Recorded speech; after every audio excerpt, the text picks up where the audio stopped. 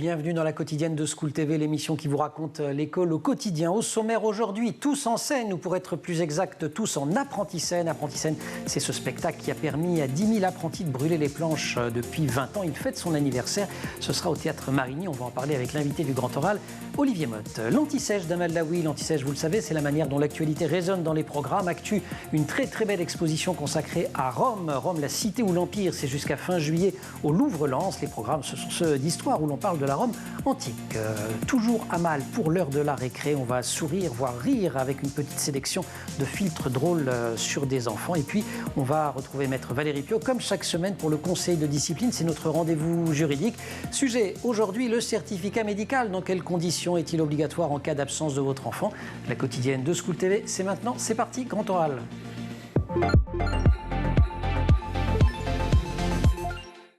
Un anniversaire aujourd'hui dans la quotidienne de School TV, celui d'une formidable opération pédagogique et artistique. Elle s'appelle Apprenti-scène, elle fête ses 20 ans et jusque-là, elle a permis à plus de 10 000 apprentis de monter sur les planches avec une apothéose au Théâtre Marigny à Paris. On va en parler avec Olivier Motte. Bonjour Olivier. Bonjour. Vous avez inventé Apprenti-scène. On fait les présentations en images, ça vous va? Ça me va très bien. C'est parti.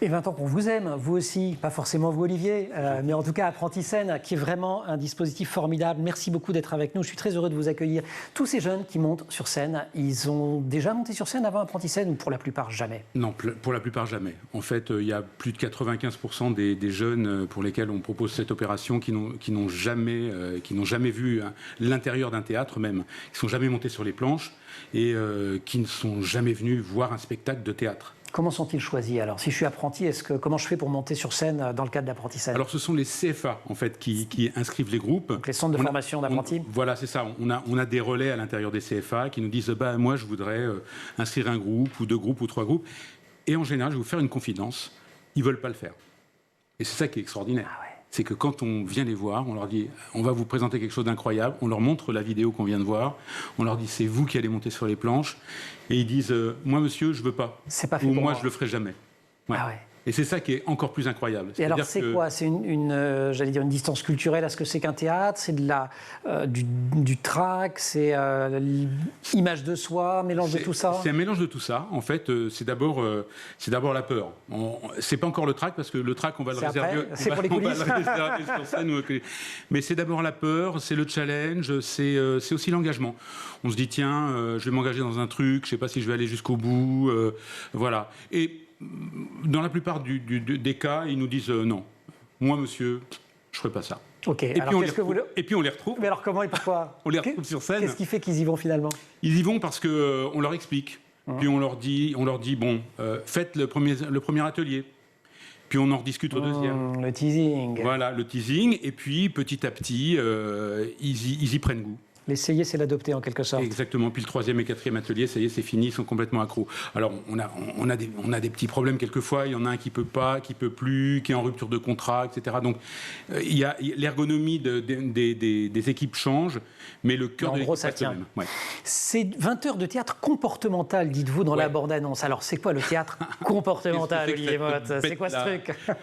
C'est un truc qu'on a mis au point avec mon ami Pascal Sandoz, avec lequel j'ai créé le concept il y a très très longtemps, du temps des dinosaures. Et en fait, il y a 20 ans. Il y a 20 ans, mais on le faisait déjà dans des centres de formation d'apprentis avant. D'accord. Et oui. Et donc, en fait, ça consiste à proposer des ateliers de théâtre, c'est-à-dire à mettre les jeunes au contact des techniques théâtrales, mais à adresser chaque exercice à une situation professionnelle. C'est-à-dire, voilà, tu vas parler plus fort, tu vas lever le buste, etc. Donc, le jeune le fait. Et puis, on lui dit tout de suite après, tu vois ça, en entreprise, tu vas pouvoir faire ça dans cette situation. N'aie plus peur maintenant quand tu vas t'adresser à ton patron, tu vas faire ça. Maintenant, et on dans un hôtel, quand on est, je sais pas, à l'accueil, machin, ça permet de s'adresser mieux aux clients. Exactement. C'est-à-dire que on va conduire l'intérêt de l'exercice jusqu'à une situation professionnelle qu'ils vont pouvoir exercer. On va continuer à en parler, Olivier Moch. Je donne quand même un chiffre, puisqu'on parle des apprentis sur scène, mais les apprentis tout court, il y a 718 000 contrats qui ont été signés en 2021. Le chiffre définitif est tombé il y a quelques semaines. C'est un accroissement de près de 37% en un an. On va parler des apprentis avec vous, Olivier Moch, mais ce sera après l'Anti-Sèche d'Amal Laoui. Comment l'actualité résonne dans les programmes.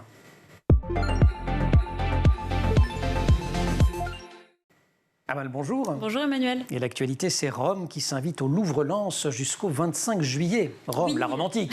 C'est ça, dans le cadre de la fermeture temporaire des salles romaines au Louvre pour travaux pendant 2 ans, eh bien, elle s'installe au Louvre-Lens. Cette exposition au Louvre-Lens s'intitule Rome, la cité et l'Empire et elle propose une gigantesque rétrospective sur la civilisation romaine de sa fondation en 753 avant Jésus-Christ jusqu'à la chute de l'Empire en 476. Alors, les plus grands... aimé que vous ne m'interrogiez pas sur des dates cette fois. Enfin, oui, 476, normalement, on a un vague souvenir. Non, parce que parfois, fait des trucs comme ça. Interro surprise. Peut-être que je vais vous en parler tout à l'heure.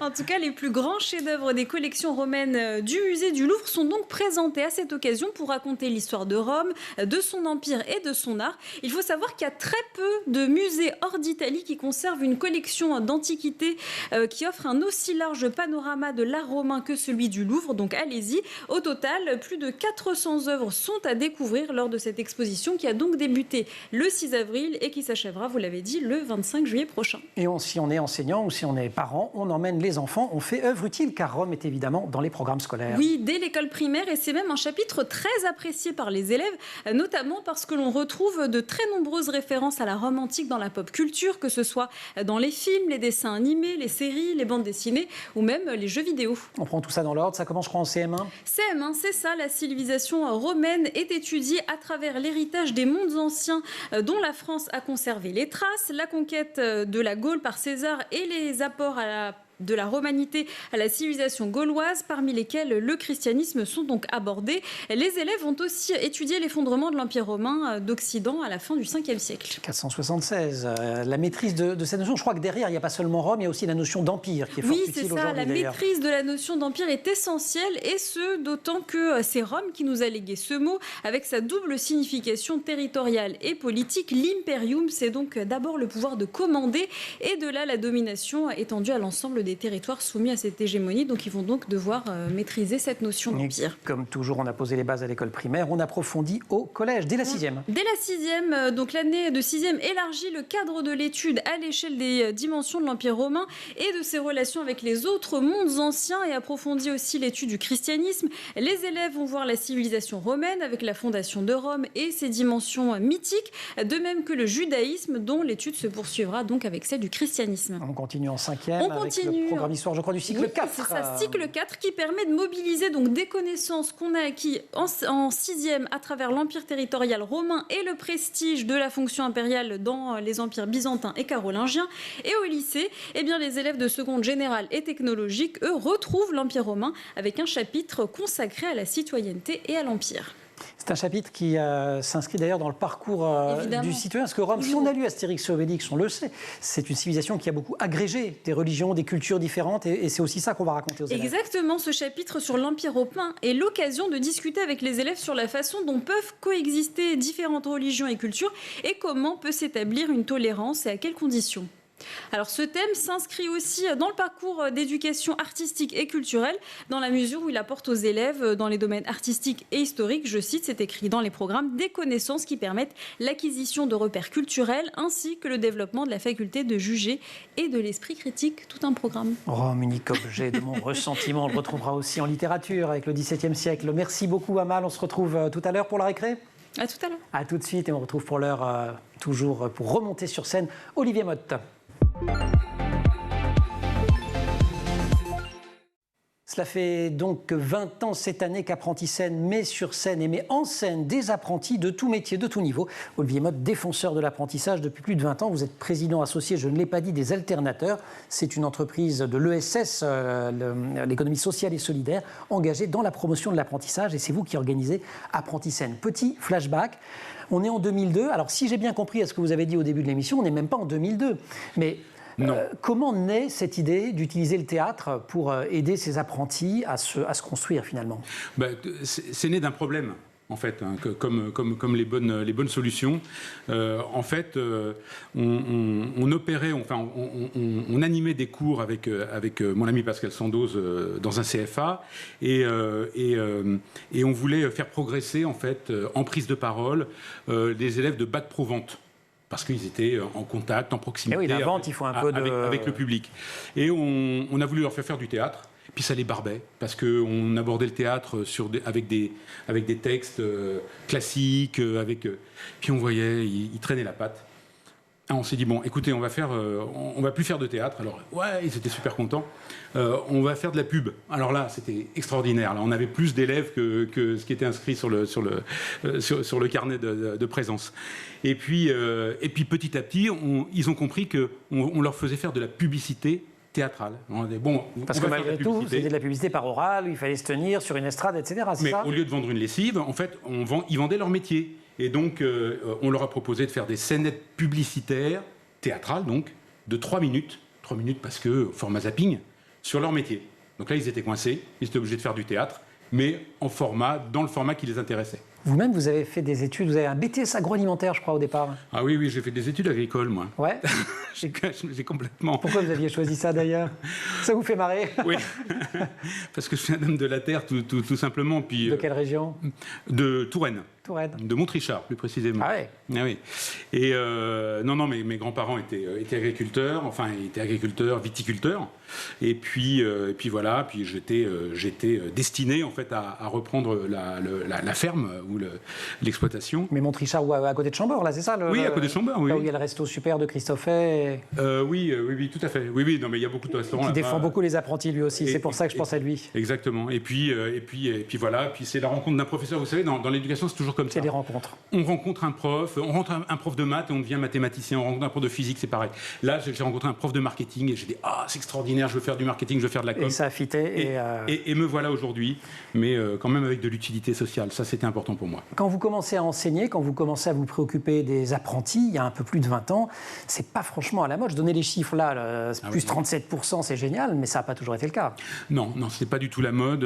On luttait pour essayer de redorer l'image de l'apprentissage. Aujourd'hui, j'ai des posts, des gens qui me disent Monsieur Motte, c'est plus d'actualité, parce qu'on dit Apprenti-Scène à 2 volets. Hein. Il y a le volet évidemment pédagogique, et puis il y a le volet de la valorisation de l'apprentissage. On met en avant l'apprentissage. On vous dit aujourd'hui, c'est plus la peine, ça y est, c'est fait. Ouais, c'est pas tout à fait vrai quand même. Non, c'est pas tout à fait vrai, mais c'est un peu plus vrai qu'avant. C'est-à-dire que, et là, évidemment, je m'empresse de dire, c'est pas que Apprenti-Scène. Apprenti-Scène est un maillon de cette grande chaîne. Je croyais que c'était vous qui aviez... Mais non, mais c'est pour ça que je n'arrête pas de le dire. Non, c'est l'effort de tous, vraiment. Et là, je dois dire que ça a porté ses fruits, mais il faut continuer. Continuer le combat, comme on dit. Vous avez été formateur, vous l'avez dit, pour des élèves, notamment en bac pro-vente. Qu'est-ce qu'ils vous ont appris, ces élèves ? En quoi ça nourrit ce que vous faites aujourd'hui ? Je vais dire comme tout le monde, de l'humilité, c'est ça, mais non, tout particulièrement, ils m'ont appris à garder en éveil ma créativité. C'est-à-dire que à partir du moment où on ne leur propose pas de texte classique, pour faire du théâtre, pour essayer de s'améliorer en présentation orale, eh bien, on est obligé de créer des choses. Donc, en fait, tout de suite avec Pascal, quand on a eu 10, 15, 20 groupes, parce que c'est des groupes de 5 à 7 apprentis, eh ben, on a dû créer avec eux...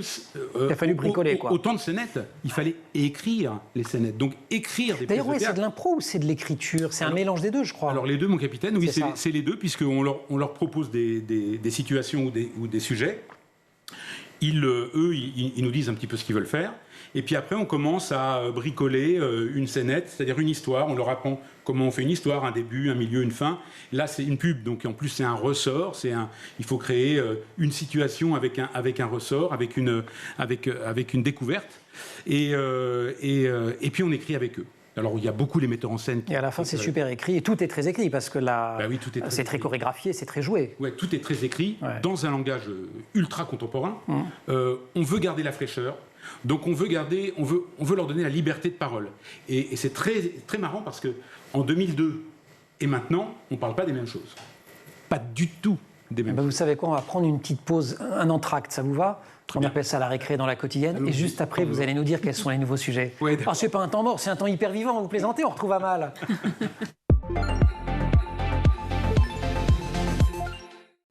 Récré dans laquelle on va jouer à se transformer avec les filtres sur les réseaux sociaux. Oui, je vous propose une petite sélection de quelques vidéos avec des filtres trouvés sur TikTok. Regardez.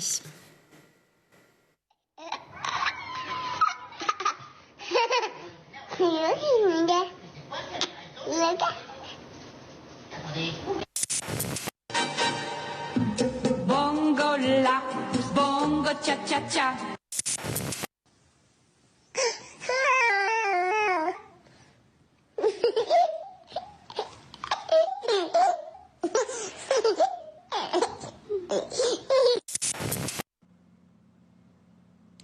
J'adore.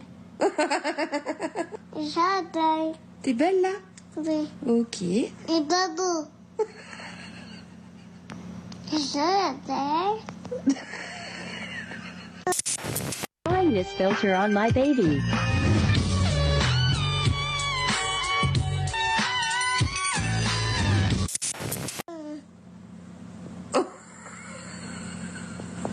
Je veux faire un câlin.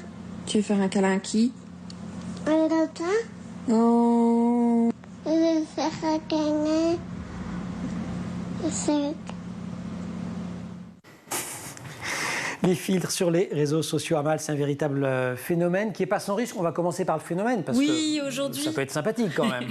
Oui, vous l'avez. On a souri d'ailleurs. Ces vidéos, c'est vrai. Aujourd'hui, n'importe qui peut créer des filtres sur les réseaux sociaux, particuliers ou professionnels. C'est un bon moyen pour les artistes et les entreprises de se démarquer, de fidéliser, d'amuser leur communauté. Et lorsque ces filtres deviennent populaires, eh bien, ils offrent une véritable visibilité à leurs créateurs. Il y a toutes sortes de filtres très amusants, vous avez vu, dans lesquels on peut se mettre dans la peau d'un personnage, déformer sa voix, se vieillir, se rajeunir. Bref, les possibilités sont infinies. Donc ça, c'est pour la partie amusante, mais il y a aussi des dérives, notamment ce qu'on appelle les filtres beauté. Oui, c'est ça, l'utilisation de ces J'aurais dû filtres. mettre On a mis des guillemets. Je recommence, attendez, je vais la faire bien. Notamment ce qu'on appelle les filtres beauté. Et l'utilisation de ces filtres est presque devenue la norme. Ils sont très appréciés par les adolescents, ce qui n'est pas sans danger pendant cette période de construction. On est très fragile. Ce sont des filtres qui vous montrent avec des yeux plus grands, un nez plus petit, un visage plus fin, une peau lissée.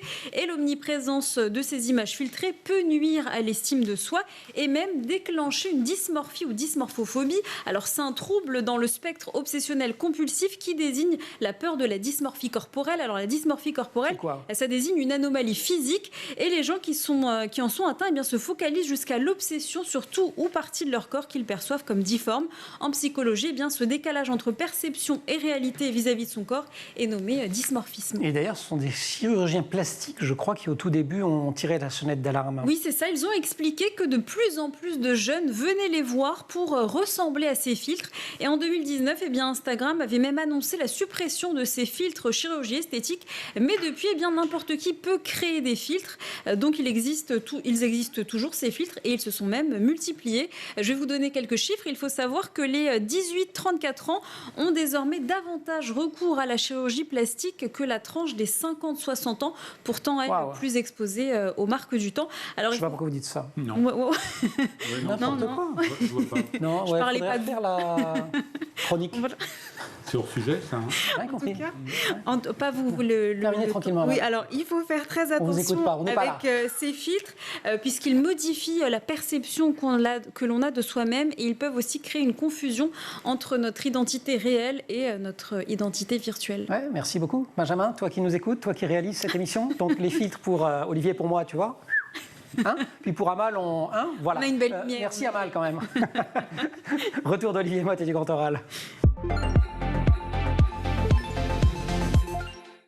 Le 19 mai, ce sera la grande finale nationale Apprenti-Scène. Elle aura été précédée par 5 représentations. Je redonnerai toutes les dates tout à l'heure et on en parle avec Olivier Motte qui a inventé ces Apprenti-Scène. Un spectacle, un dispositif pédagogique aussi. Mais juste avant la récré, vous nous disiez qu'entre les thématiques retenues par les jeunes il y a 20 ans et celles qui sont retenues aujourd'hui, il y avait un monde.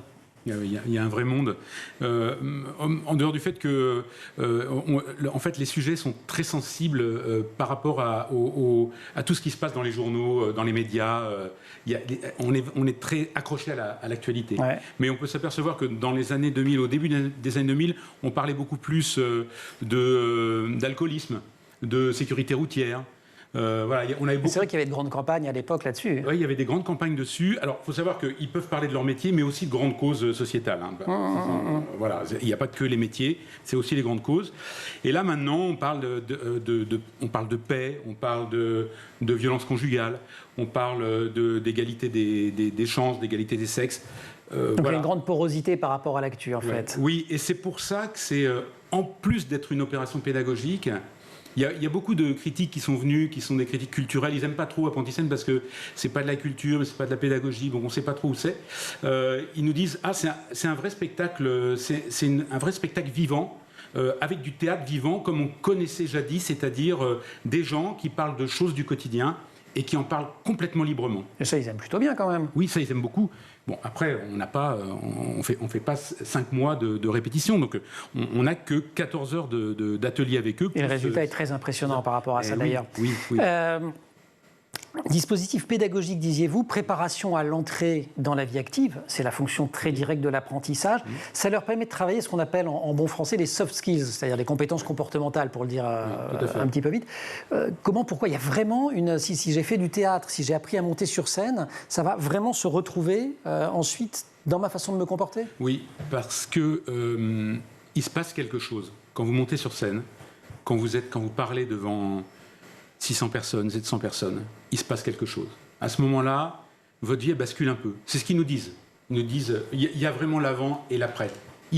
C'est 3 minutes, 4 minutes de la vie de quelqu'un qui bascule, qui permet de faire basculer le caractère. Et à la fin, ils nous disent tous, mais tous, ils nous disent, je l'ai fait.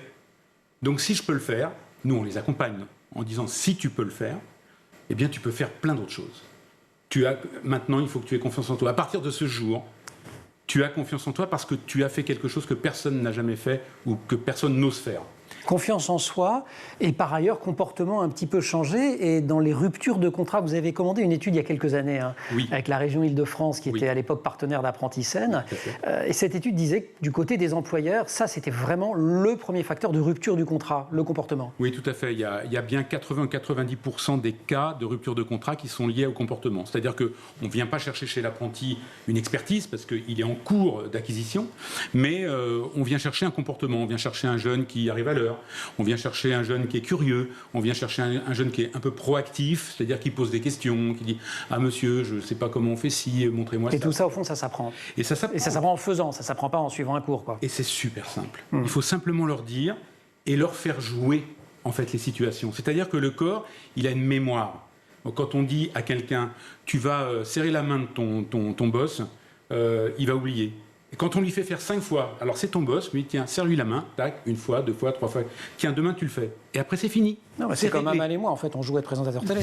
C'est ça. Fondamentalement. Parce qu'en fait, on y c'est arrive bien ou pas ? Je crois qu'il faut demander à Olivier Motte. Ouais, ça va. Olivier, en dehors du souvenir global de ces 20 ans d'Apprenti-Scène, il y a 1, 2 moments qui vous ont particulièrement, vous, bouleversé et qui vous ont, vous, changé ? Ah ouais, il y a un moment, alors je ne sais plus en quelle année c'était, mais c'était dans les années 2000, 2005, 2006. C'est un jeune qui montait sur scène et il nous a dit, voilà, mes parents ne savent pas que je suis dans ce CFA, parce que ses parents étaient en Algérie. Et il les avait pas vus depuis 6 ans ou 7 ans, je sais pas. Enfin, il y avait une sorte de rupture familiale comme ça. Et il nous a dit, je vais jouer sur scène ce soir et j'aurais bien aimé qu'ils viennent me voir. Et en fait, quand il a démarré sur scène, quand il a commencé à jouer, en fait, nous on savait pas, mais ses parents sont venus et ses parents étaient là au premier rang. Et il a vu ses parents, il s'est arrêté. Il a continué sa scénette, parce qu'on s'est dit, on l'a compris au bout d'un moment, on lui a dit, il va s'effondrer, alors là c'est mort, on va fermer les rideaux. Il a continué, à la fin, il s'est écroulé, ses parents se sont écroulés, ça a été une scène, j'ai du mal encore quand vous la racontez, c'est j'ai la chair de poule, parce que c'était un grand moment comme ça, et il y a plein d'autres moments qui se sont passés dont on a c'est vrai que c'est très chair de poule. Moi j'ai un peu la larme à l'œil, moi je suis un grand émotif. Non, mais c'était important. Olivier, merci beaucoup. Tout à l'heure, on va redonner les dates d'Apprenti-Scène. C'est l'heure pour le moment de notre rendez-vous avec Maître Valérie Piot. C'est le conseil de discipline. C'est un conseil de discipline sympa, vous allez voir. On donne des conseils juridiques. On va parler des absences. Dans quelles conditions le certificat médical est-il obligatoire? Valérie Piot. Bonjour, nous allons parler des justificatifs à fournir en cas d'absence de votre enfant et la question épineuse du certificat médical à fournir ou non. En cas d'absence de votre enfant, vous devez en indiquer les motifs à l'école. En effet, l'instruction est obligatoire pour les enfants de 3 à 16 ans. Si votre enfant manque l'école, vous devez donc expliquer le motif à l'Éducation nationale et le Code de l'éducation prévoit que 5 motifs sont légitimes. Ces 5 motifs sont la maladie de l'enfant, la maladie d'un membre de la famille quand elle est contagieuse, une réunion de famille solennelle, un empêchement des moyens de communication, par exemple, il va y avoir des moyens de communication ou des moyens de transport, il y a une chute de neige et les transports scolaires sont arrêtés. Et le 5e motif, c'est l'absence d'un représentant légal qui va devoir se déplacer et l'enfant doit suivre son représentant légal. Donc ça, ce sont les 5 motifs légitimes définis par le Code de l'éducation. Après, les parents peuvent évidemment expliquer au chef d'établissement d'autres motifs d'absence qui vont être expliqués au cas par cas selon ce qui se passe. Par exemple, le chef d'établissement peut accepter une autorisation d'absence régulière de l'enfant qui va suivre une rééducation. Ce qui est très très important à savoir, c'est que justement le certificat médical n'est nullement obligatoire.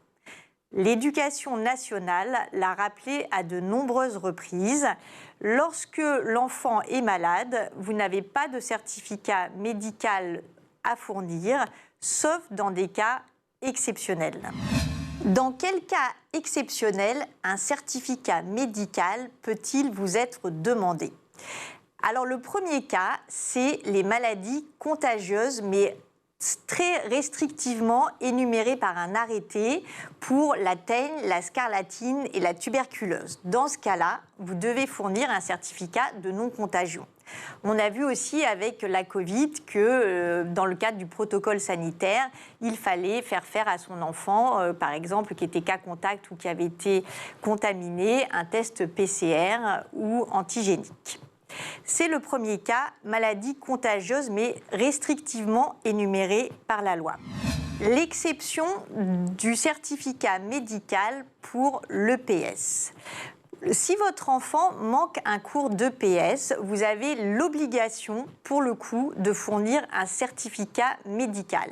Ce sera un certificat médical d'inaptitude totale ou partielle pour une durée plus ou moins limitée. Si votre enfant est soumis à un contrôle continu, car dans le cadre d'un examen d'EPS, à ce moment-là, il y a 2 cas de figure. Soit votre enfant a un certificat d'inaptitude pour toute la durée de l'année scolaire, et à ce moment-là, il ne sera pas évalué en EPS dans la mesure où il a ce certificat d'inaptitude pour toute l'année scolaire. Si l'inaptitude totale ou partielle n'est que pour une partie de l'année, à ce moment-là, c'est son professeur d'EPS qui appréciera du coup s'il peut l'évaluer ou pas. Le certificat médical en cas d'examen. Si votre enfant est absent à un examen, il aura la note de 0, sauf s'il a été absent pour raison médicale. À ce moment-là, vous devez fournir un certificat médical ou un bulletin d'hospitalisation au service des examens qui pourra autoriser à ce moment-là votre enfant à repasser l'épreuve sur justificatif médical.